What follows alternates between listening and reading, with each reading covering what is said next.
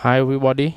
Today I continue with how to use return and jump in Kotlin programming language. So firstly, we have an array of integer. We have an integer of some fixed value, and it is an array of an integer. And now I want to for loop. I for loop and I use a break. Break here. What does this mean? Break mean it is break out the nearest for loop, or it will break out and go out of the for loop. Then after that I print out the screen and run. Okay, and I see that it break from 30 value, and after the 30 value the for loop does not run anymore, so we have only so 2 value from the list. It means that break can remove and out of the for loop. And what about the continue? Continue only bypass this step, only bypass one step. So you see that here it does not show 30, but any other element inside the array is exists, and the for loop will continue to the next and bypass only the step that has a continue command. And now we have a two for loop, the z inside the I, and we have a two for loop here. So what does it mean if I break out? So let's first check.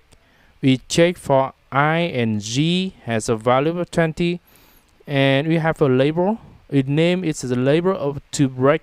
Then go to the break and go to this label, or we have the label 1. Label 1 is the name of a label that I can break and go to this label. For example, if I is equal to 20 and g is equal to 20, I break or I go to the label 1, then I call break at label 1, then I print out to the screen the value after break and run. Now I run the program and I see that we cannot see what is the problem. We cannot see the I20 or G20. I cannot see because at this step it will break to the label 1. So paste the command here and I run, and now I back to label 1. At this line I back to label 1, and the for loop cannot be continued, and the for loop stop here. What about the here we have a label 2.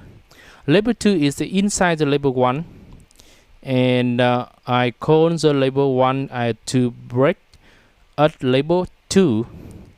Then label 2 is break, then the label 1 will continue. The loop at the label 1 will continue, and I paste the print to here. Okay, and I run. Remember that it will show I and G. Okay, so we see multiple line because it only breaks the label 2.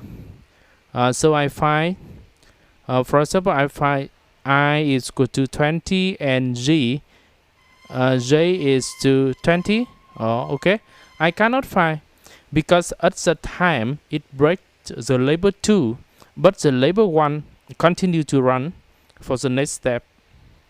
Okay, and this example show you that I can break to some of the label inside the for loop. For example, for loop for one label, another for loop has the label 2, etc.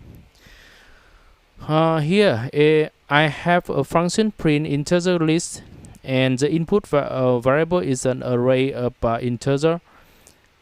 So this function is has a basic type, and has some of the values. The value is an array. Now how can I do?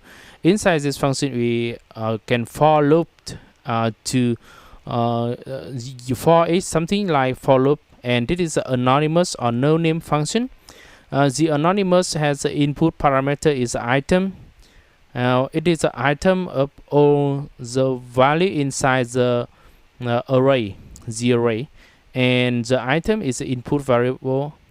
And the second here is function content or the implementation of the command inside the function. Then I check if the item is a 20. What can I do? I return. Zip only return to the anonymous function. This function, it only return to the anonymous function here, and it does not return or do not return to print integer list function. So the return type in this has a scope, and the scope is inside the anonymous function. And after calling this, I copy the input array here. Okay, then I run. Okay, and I see that we have no, not find the 20, not find the 20, because it return at here when item is 30, it returns the value to the function item or the anonymous function or a no name function. It return to only the anonymous function. The return here only return to the nearest function that contain the return